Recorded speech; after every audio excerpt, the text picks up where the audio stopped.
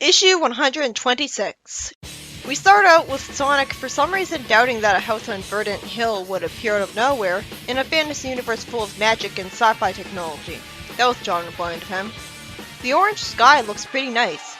Sonic calls Tails' little buddy asking if he's scared to taunt him, and John finally doubts the idea that there's ghosts, even though he saw a ghost in the Pyramid of Sandopolis. So he should believe in them. The door slams behind them without any wind, and Sonic annoyingly tells Tails to shut up, instead of believing him about the ghost, admitting for some reason that Tails is starting to get him jumpy, and Tails is the one to apologize instead of Sonic. Sonic seems wrong, genre savvy, so just assumes it's a trap by Eggman instead, and tells Tails amusingly to relax after saying they're caught in another one of Eggman's deadly death traps. That made me smile. Tails clearly sees some sort of ghost going down the hallway, and Sonic really frustrates me by smirking and calling him Pixel Brain, condescendingly saying Tails thought he saw a ghost after Tails lies he saw nothing. And why can't he just tell him to go into the hallway and look in the direction the ghost went, or run after it?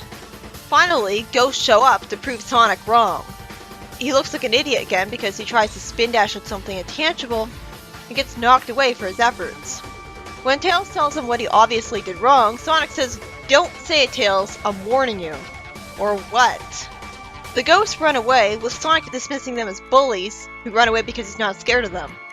Tails asks Sonic what he plans to do with the ghosts since he can't touch them, and Sonic just says, "Don't bother me with details." Wow, Sonic's really an idiot in this story. This isn't fun.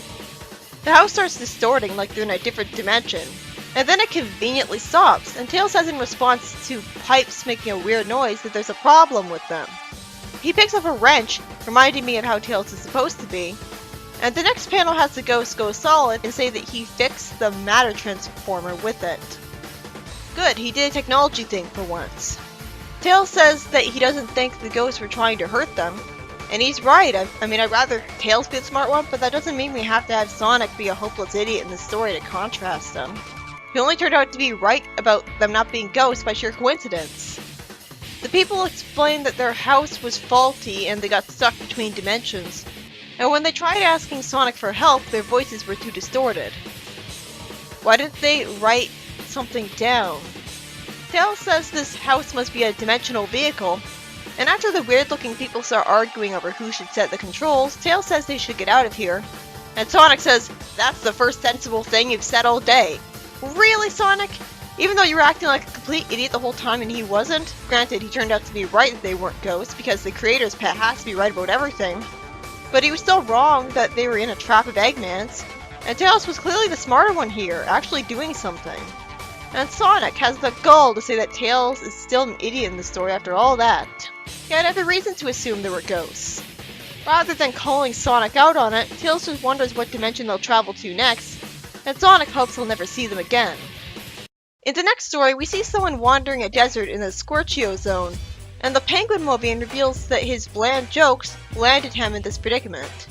Tails fortunately shows up, and he explains that his comedy routine was about jokes about Eggman, the idea being that the best way to deal with a bully is to make him a figure of fun. We see him making people laugh as he said that Eggman sent his photo to the Lonely Hearts Club, and they said it back, saying that they weren't that lonely. That made me smile. It turned out that his new travel agent was Eggman in disguise in a flying machine, because I guess he left Flicky's Island, rather than it being a member of the Eggman fan club, which would have made more sense considering I thought Eggman was supposed to be either a crystal statue on Angel Island, or spending all of his time on Flicky's Island at this point. Tails naturally tells the comedian that if he gives up making fun of Eggman, Eggman will have won. He flies into a badnik while carrying him, and the comedian tries to make a break for it while the badnik would be busy with Tails, but fortunately he immediately realizes that Tails came all this way to help him and he shouldn't just run out on him. What's he gonna do against it though? He distracts the badnik with a joke and Tails destroys it. I guess he needed to buy time for Tails to get up. The story ends with Tails not really liking the comedian's jokes, but at least he's still making people laugh at Eggman, which is heroic all by itself, since he's kind of risking his life doing that. In the next story, we see that under the ocean of Mobius is Tritana, and a vessel piloted by a red-cloaked guy gives some fish a message from Eggman. His name is Agent X, as he tells the shark ruler of the zone. Of course, Agent X is working for Eggman for no reason, and he says that Eggman wants to make a deal with him, and he'll reward him if he sides with him against Sonic. by letting them rule some surface zones once Eggman returns to power. The shark ruler says that they can't survive on the land, but it's impressive the revelation that Eggman has produced a serum to let his people breathe on dry land. And he says that he's always wanted to live somewhere that wasn't so wet, even though a sea creature should never want that. As I expected immediately from a shark, he agreed to the deal. In Beanson Coast Zone, Sonic avoids an eel shooting electricity at him, which has the name Eelton John that I misread as being what it was parodying. He grabs the eel and throws everyone but the crab, who he creates a tornado around to make dizzy. The first story was by Nigel Kitchen, and was just frustrating because while it did have a twist in that it wasn't really ghosts, Sonic was still wrong about it being a trap of Eggman's, and he looked like a complete idiot the whole time, and a jerk by doubting Tails for no real reason. And it made his line that Tails had barely said anything sensible really grating, because it was totally unself-aware of him to say.